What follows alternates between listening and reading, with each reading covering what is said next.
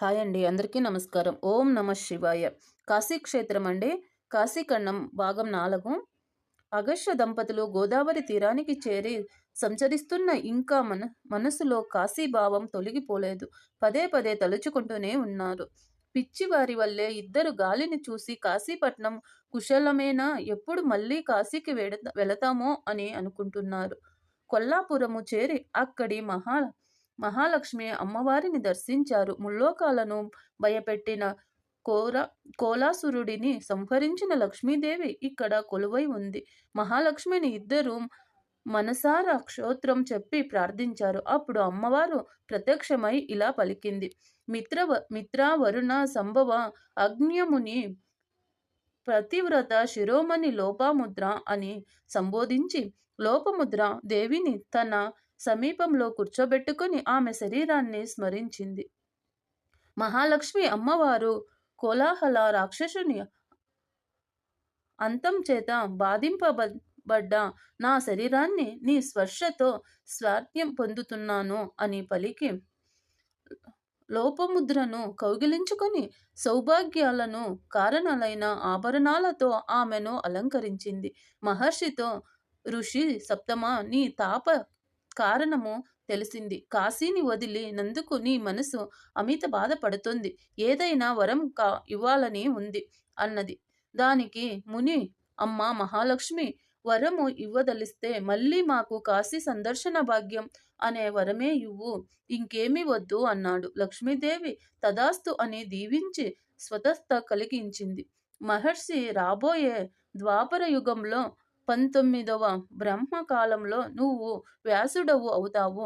మళ్ళీ వారణాసికి వెళ్ళి వేద శాస్త్రాలను పరిష్కరించి ధర్మబోధ చేస్తావు. ప్రస్తుతము ఇక్కడి నుండి నువ్వు బయలుదేరి వెళ్ళి స్కందుని దర్శనము చేసుకో. అతడు నీకు వారణాసి రహస్యమంతా వివరంగా చెబుతాడు అని చెప్పి ఇద్దరిని దీవించి పంపించింది. అగస్త్య మహాముని లోపముద్రాదేవితో ముక్తి క్షేత్రాల యొక్క ప్రాముఖ్యత వివరించుట కొల్లాపుర మహాలక్ష్మీదేవి సందర్శనములో పులకించిన అగస్త్య లోపముద్ర దంపతులు తమకు అమ్మవారి దర్శనము పరోపకారం వల్ల కలిగిన ఫలము అని భావించారు. అక్కడి నుంచి త్రిపురాంతరం చూసి శ్రీశైలం చేరారు. శ్రీశైల శిఖరం చూసి లేని దాని దర్శనానికి ఆనందపడ్డారు. శ్రీశైల పర్వతము 84 యోజనాల విస్తీర్ణం కలదని భార్యకు తెలియజేశాడు. ముని లోపముద్ర భర్తతో, స్వామి, భర్త అనుజ్ఞ లేకుండా భార్యయే పని చెయ్యరాదు కదా, ఇక్కడి శిఖరాన్ని చూస్తే పునర్జన్మ లేదు కదా, మరి మనకింక కాశీతో పనేమిటి అని అడిగింది. దానికి మహర్షి ఈ విషయాన్ని పూర్వము మహర్షులు చర్చించి కొన్ని నిర్ణయాలు చేశారు. ఆ వివరాలను నీకు తెలియచేస్తాను. ముక్తి క్షేత్రాలు చాలా ఉన్నాయి. అందులో మొదటిది తీర్థరాజ్యం అని పేరు పొందిన ప్రయోగ ధర్మార్ణ మోక్ష కామాలనిచ్చేది నైమిషారణ్యం. కురుక్షేత్రము, హరిద్వారము, ఉజ్జాయిని, అయోధ్య, మధుర, ద్వారక, అమరావతి, సరస్వతి సాగర సంగమం, గంగా సాగర సంగమం, కాంతిత్వయుభంగం, సప్త గోదావరి తీరము, కాలంజరం ప్రభావ తీర్థము, బదరికాశ్రమము, కాశీ ఓంకార క్షేత్రము, పురుషోత్తమము, గోకర్ణము, భృగు కంచము, తుంగము, పుష్కరము, శ్రీశైలము, దారార తీర్థము, మానస తీర్థము మొదలైనవి మోక్షాన్నిచ్చేవి. గయా తీర్థము పితృదేవతలకు మోక్షాన్నిస్తుంది. అప్పుడు భార్య మానస తీర్థాన్ని గురించి వివరించమని కోరింది. అగస్త్యుడు సత్యము, క్షమ, ఇంద్రియ నిగ్రహము, సర్వభూత దయ, నిష్కపట్యము, దానం, దమం, శవం, సంతోషం అనేవి మానవ తీర్థాలు. వీటిన్నిటిలో పాటు బ్రహ్మచర్యం, ప్రియ భాషణం, జ్ఞానము, ధృతి, తపస్సు కూడా మానస తీర్థాలే. తీర్థాలలో స్నానమే కాదు, ఇంద్రియ నిగ్రహం, మనస్సు పరిశుద్ధత లేకుండా ఎక్కడ స్నానం చేసినా మలినాలు, పాపాలు పోవు. మనసులో మాలిన్యం లేని వాడే శూన్యంతుడని పిలుచబడతాడు. దానం, తపస్సు, శౌచము లేకుండా చిత్రం ప్రశాంతించి నిర్మలత్వాన్ని పొందుడు. ఇంద్రియాలను నిగ్రహించి ఉన్న చోటే నైమిష్యం కురుక్షేత్రదాలో ఈగ